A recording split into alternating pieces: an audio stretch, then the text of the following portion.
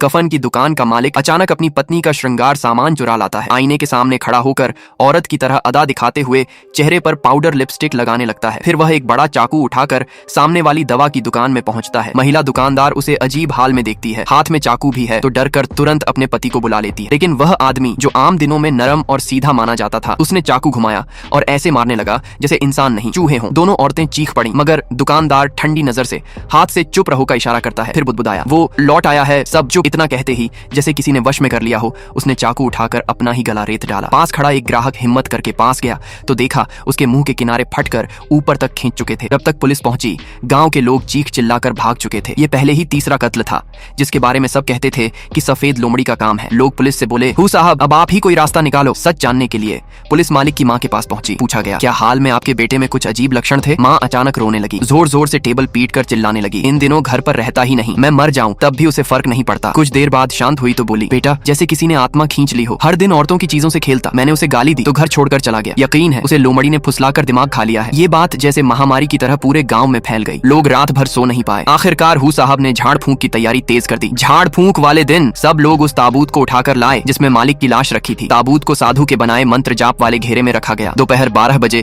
जब सूरज की गर्मी सबसे तेज होती है, विधि शुरू हुई। साधु ने कहा, जिन औरतों की उम्र 13, 23, 33, 43 या 33 है, या जो बाग बैल की राशि वाली हैं, या जिनके पति मर चुके हैं, सब तुरंत पीछे हो जाओ। भीड़ चुपचाप खड़ी थी। अचानक नीचे बैठी दो विधवाएं झगड़ने लगी। एक बोली, मैं असली विधवा हूँ। दूसरी बोली, तू नकली है। जैसे ही ये शब्द गिरे, अचानक तेज धूप गायब हो गई। आसमान काला पड़ा, बिजली गड़गड़ाने लगी। लंबी विधवा वहीं गिर गई। चेहरा विकृत हो गया और वह जमीन पर मरोड़ खाने लगी। बिजली फिर गरजी, ताबूत हिलने लगा। साधु ने सीना पकड़ ली जैसे भीतर से अंग भूत मरोड़ रहे हों। लोग घबराकर ताबूत खोले तो उसमें कुछ भी नहीं था। लाश गायब। पूरे गांव वाले चारों ओर लाश ढूंढने लगे, यहाँ तक कि पागल आदमी भी मदद करने आया। उस दिन पागल ने एक गली छानी ही थी कि अचानक सामने से एक अजीब बारात गुजरी। बैंड बाजा बज रहा था, पर दूल्हे ने काले मृत्यु वाले कपड़े पहने थे। दुल्हन के चेहरे पर इंसानी मुस्कान नहीं थी, बल्कि एक भयावह गैर इंसानी हंसी थी। पागल उस समय दौरे में था, इसलिए कुछ समझ नहीं पाया। उसे ये भी पता न चला कि वो बारात सीधी छोटी विधवा के घर की ओर जा रही है। उधर उस विधवा को कुछ पता नहीं था। वो एक शादीशुदा अमीर युवक के साथ रंगरलियां मना रही थी। लेकिन अगले दिन वो जागी ही नहीं। माँ कमरे में घुसी और अगले ही पल डर से चीखते हुए बाहर भागी, कत्ल हो गया, कत्ल हो गया। इसी दौरान जो लाश ताबूत से गायब हो गई थी,